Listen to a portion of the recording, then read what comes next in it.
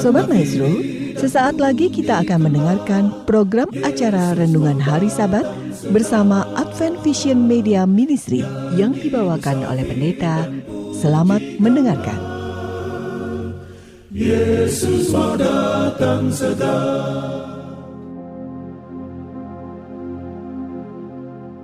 Selamat pagi dan selamat Sabat, saudara-saudara yang dikasihi oleh Tuhan. Salam sejahtera untuk seluruh pendengar Maestro yang kami sangat kasihi.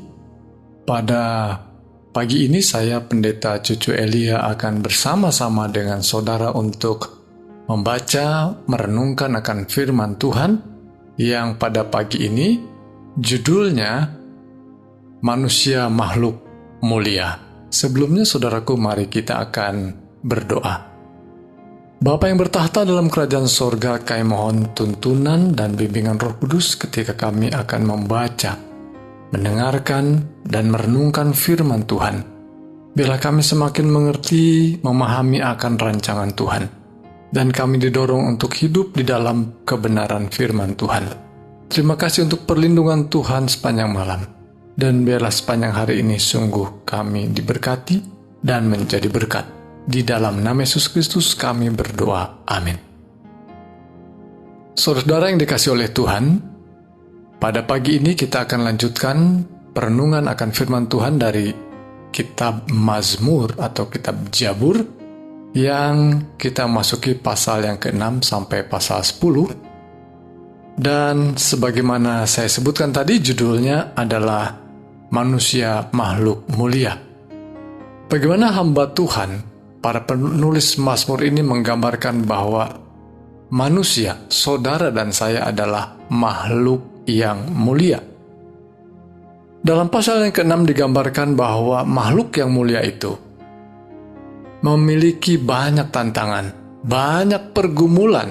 Namun demikian, pada pasal yang ke-6, hamba Tuhan, nyanyian dari Daud ini menggambarkan seorang yang hidup sekalipun penuh dengan pergumulan, dia tahu, dia percaya bahwa dia tidak sendirian. Saudara dan saya tidak sendirian bergumul. Saudara pun bukan satu-satunya orang yang memiliki pergumulan. Banyak orang dan semua orang memiliki pergumulan.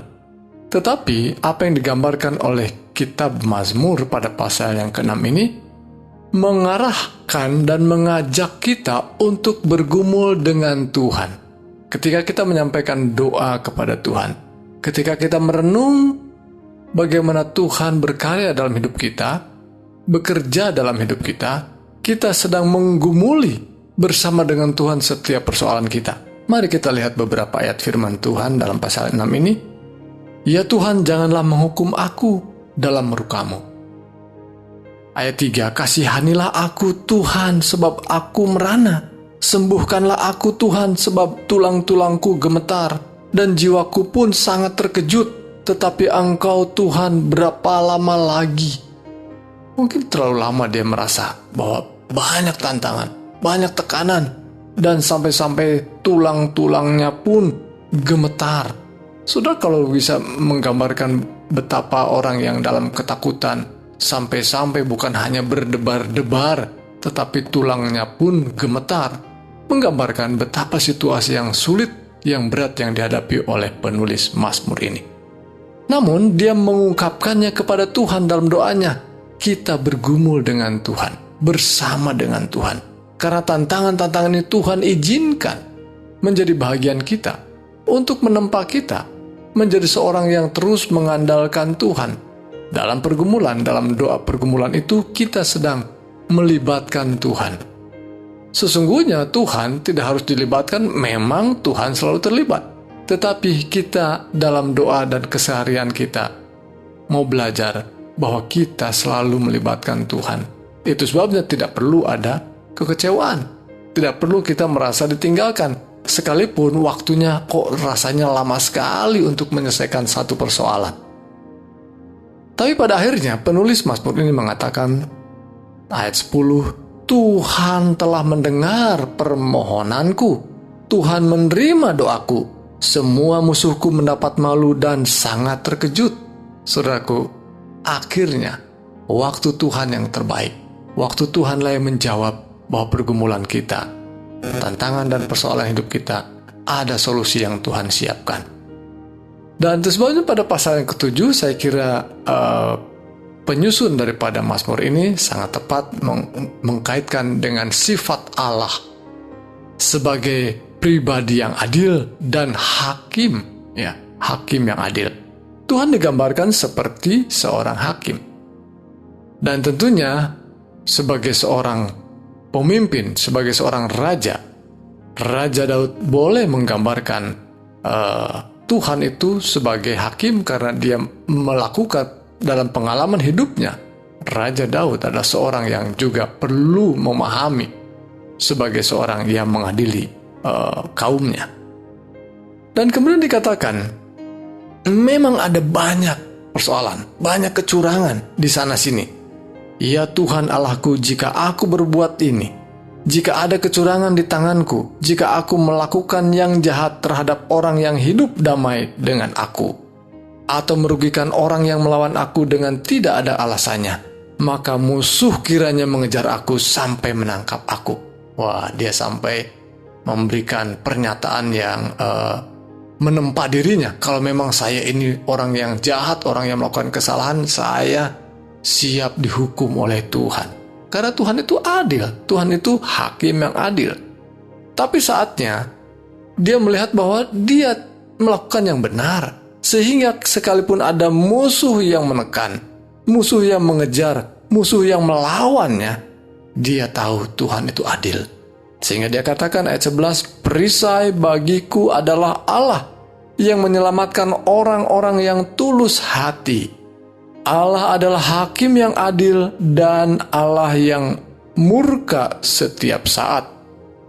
Gambaran bahwa Allah memurkai hal yang jahat dan menyelamatkan mereka yang terus setia, terus berpegang teguh pada kebenaran.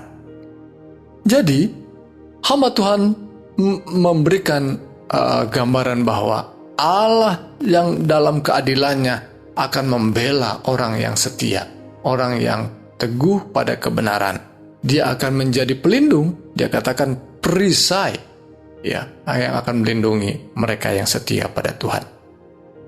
Dan pada pasal yang ke-8, mengapa saya mengambil sebuah topik atau judul dengan manusia sebagai makhluk yang mulia? Karena pada bagian tengahnya, pada pasal yang ke-8, kita menemukan bahwa Tuhan itu digambarkan sebagai Tuhan yang mulia dan ciptaannya adalah ciptaan yang mulia. Pada ayat yang kedua dalam pasal 8, ya Tuhan, Tuhan kami, betapa mulianya namamu di seluruh bumi. Keagunganmu yang mengatasi langit dinyanyikan. Pada nyanyian ini, atau pada pasal ini, sebuah perikop atau pasal yang isinya memuliakan Tuhan dan memuliakan manusia yang adalah ciptaan Tuhan. Pada bagian akhirnya pun mengatakan, ya Tuhan, Tuhan kami, betapa mulianya namamu di seluruh bumi. Jadi kalimat ini diulang kembali. Dan biasa tentu dalam sebuah lagu ada pengulangan. Dan pengulangan itu tentu menjadi sesuatu yang menarik dan menjadi penekanan penting bahwa memang Tuhanlah yang mulia. Dan ciptaannya adalah ciptaan yang mulia. Sehingga disebutkan betapa luar biasanya dunia kita ini.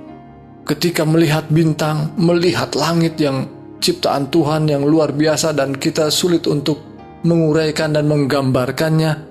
Dan bahkan ada bintang-bintang yang Tuhan tempatkan, bulan di atas sana yang kelihatannya tidak masuk akal. Tidak sesuai dengan kemampuan kita.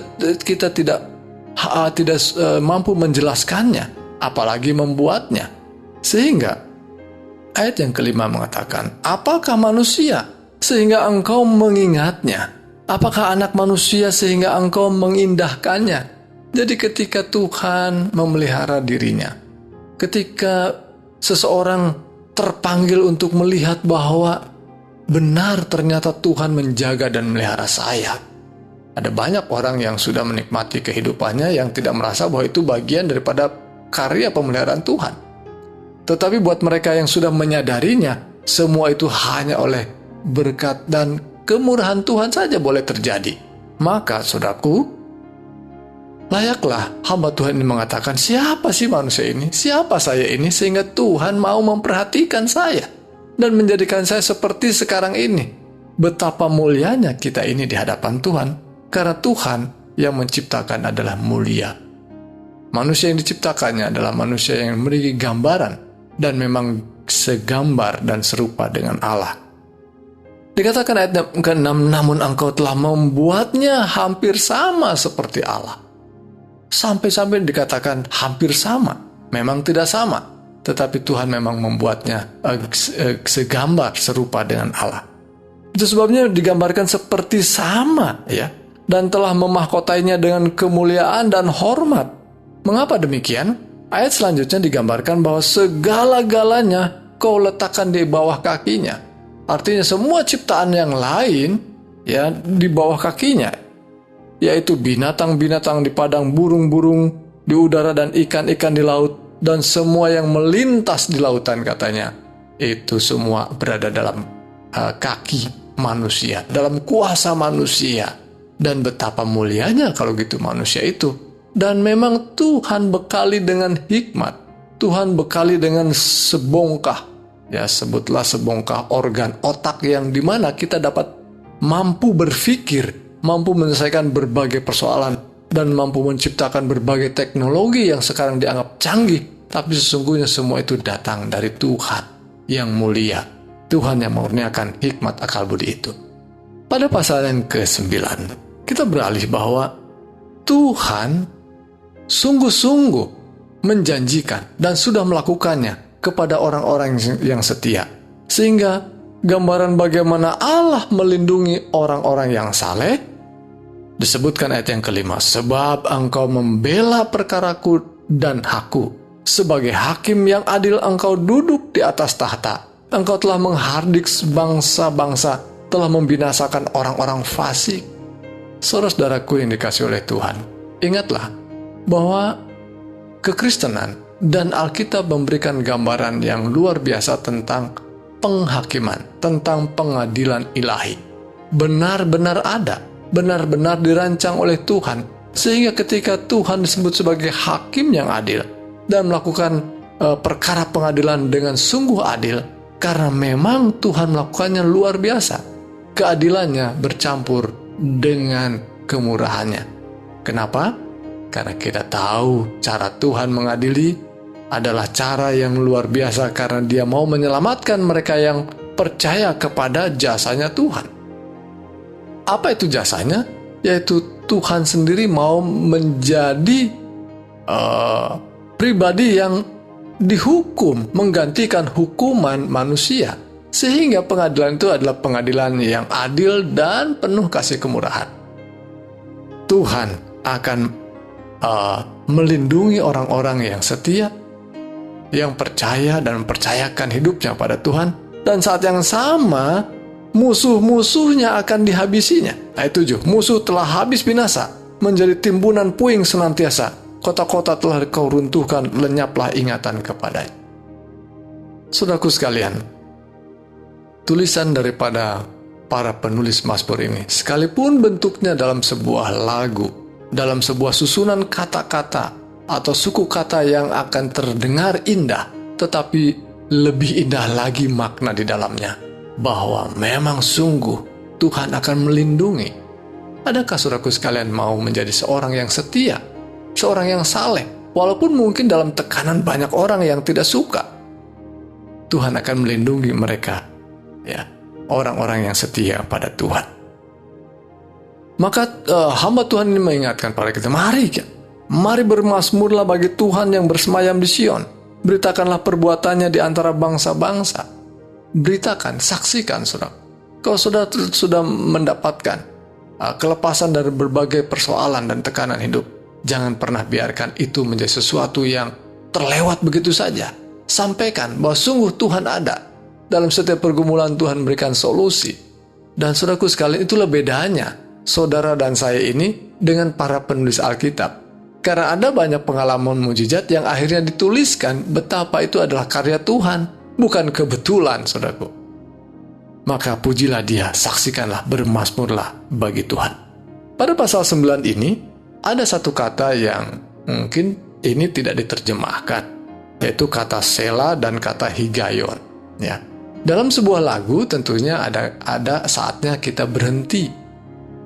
Dalam sebuah lagu ketika itu dinyanyikan, mungkin seorang dirijen atau seorang pemimpin lagu sering memberi petunjuk atau memberi kode, ya, memberi kode kepada pemimpin musik, mungkin hanya cukup dengan jari, ya, itu memberikan petunjuk untuk berhentikah atau untuk mengulangi, dan itu adalah kata yang digunakan pada ayat 17, Higayon dan Selah. Mungkin kata Selah agak mirip artinya dengan Higayon, untuk berhenti sejenak, tapi kata Higayon bisa juga petunjuk yang lain. Kenapa harus berhenti? Kenapa harus diulangi? Menurut kata ini, karena perkataan-perkataan yang baru saja diucapkan itu, yang baru saja dinyanyikan adalah satu hal yang sangat penting, yang menarik dan yang menguatkan. Ayat 17 saya akan baca. Tuhan telah memperkenalkan dirinya. Ia menjalankan penghakiman. Orang fasik terjerat dalam perbuatan tangannya sendiri. Saudaraku, jadi jangan takut kalau ada kejahatan, ada orang fasik yang melakukan kejahatan pada kita, karena dia akan terjerat oleh perbuatan tangannya sendiri. Selah, berhenti sejenak. Ingat bahwa itu sudah pernah terjadi dan terus terjadi karena Tuhan adalah hakim yang adil. Ia menjalankan penghakimannya. Luar biasa. Mazmur pasal 9. Dan pasal 10 adalah bagian daripada pasal 9 karena lanjutan daripada Allah melindungi orang-orang yang saleh. Dan bagaimana orang fasik melakukan tekanan, kelihatannya mungkin juga dengan kata-kata. Karena orang-orang fasik ini menurut Mazmur pasal 10 mengatakan, orang fasik itu berkata dengan batang hidungnya ke atas, katanya. Gambaran fisik pun diberikan dalam ayat ini, ya. Allah tidak akan menuntut, tidak ada Allah, itulah seluruh pikirannya. Ini orang fasik, saudaraku sekalian. Ada lagi kata-katanya. Ia berkata dalam hatinya, ayat 6, aku takkan goyang, aku tidak akan ditimpa malapetaka turun-temurun. Mulutnya penuh dengan sumpah serapah, dengan tipu daya dan penindasan, dan lidahnya ada kelaliman dan kejahatan. Orang-orang fasik melakukan perkataan-perkataan yang terus menentang Allah. Seolah-olah memang benar-benar tidak ada Allah. Dan seolah-olah perkataan mereka, apa yang mereka rancang itu selalu terwujud. Tetapi Tuhan, sebagaimana beberapa ayat sebelumnya kita sudah bacakan, Tuhan itu tertawa. Tuhan itu mengolok-olok. Apa yang mereka bisa buat? Tidak ada. Semua oleh karena di dalam kuasa Tuhan. Dan akhirnya pada bagian terakhir ayat 12, bangkitlah Tuhan ya Allah, ulurkanlah tanganmu, janganlah lupakan orang-orang yang tertindas. Dan ayat 16 mengatakan, Tuhan adalah Raja untuk seterusnya dan selama-lamanya. Bangsa-bangsa lenyap dari tanahnya. Keinginan orang-orang yang tertindas telah kau dengarkan, ya Tuhan. Engkau menguatkan hati mereka. Engkau memasang telingamu. Saudaraku yang dikasih oleh Tuhan, luar biasa. Ayat demi ayat, kata demi kata, setiap kalimat yang memberikan pengharapan buat setiap orang yang sedang menghadapi berbagai pergumulan dan tangan-tangan hidup. Ada banyak kesulitan yang mungkin saudara dan saya pernah dan sedang alami saat ini. Bacalah, renungkanlah pengajaran firman Tuhan dalam kitab Mazmur ini. Ini memberikan kehangatan, ini memberikan sukacita dan pengharapan, saudaraku sekalian. Karena setiap kata dan kalimat itu bukan disusun oleh karena mungkin tiba-tiba saja atau hanya contek saja, tetapi pengalaman hidupnya terungkap bagaimana Tuhan berkarya dan akhirnya menyelamatkan mereka yang setia, mereka yang tetap teguh berpegang pada kebenaran. Saudaraku sekalian, demikianlah pengajaran firman Tuhan, pembacaan dan perenungan firman Tuhan pada pasal yang ke-6 sampai 10 dari kitab Mazmur. Tuhan Yesus memberkati kita semua. Mari kita berdoa. Bapa yang bertahta dalam kerajaan sorga, terima kasih untuk firman-Mu. Terima kasih untuk pengajaran yang menolong kami untuk teguh, untuk kuat, untuk terus bergantung bersandar pada Tuhan yang mulia. Dan sungguh Tuhan telah menciptakan kami manusia yang mulia, yang Engkau berikan kuasa, Engkau berikan kebebasan, Engkau berikan hikmat untuk mengendalikan hidup kami dan mengendalikan kehidupan di dunia ini. Tuhan, terima kasih karena Engkau selalu campur tangan hingga saat ini. Terima kasih untuk tuntunan Roh Kudus sehingga kami boleh memahaminya. Tuhan, berkati setiap pergumulan yang kami sedang hadapi. Ada sahabat-sahabat kami, saudara kami yang saat ini sedang bergumul oleh karena sakit penyakit, oleh pergumulan oleh karena masalah keuangan. Tuhan, tambahkan akal budi, tambahkan tuntunan kuasa Roh Kudus-Mu berlipat ganda Bapa, sehingga setiap kali kami boleh bertindak, kami boleh mendapatkan keberhasilan. Karena Tuhan sesungguhnya merancang yang indah, yang terbaik untuk menempa kami, untuk semakin menjadi pribadi-pribadi yang setia dan menyaksikan kebaikan Tuhan. Inilah doa kami Tuhan. Sekali lagi kami ucap syukur untuk kesempatan pada perenungan pagi Sabat ini. Berkati sepanjang Sabat ini, kami boleh berbakti, memuliakan Tuhan dalam ibadah kami. Di dalam nama Yesus Kristus kami berdoa dan mengucap syukur. Amin.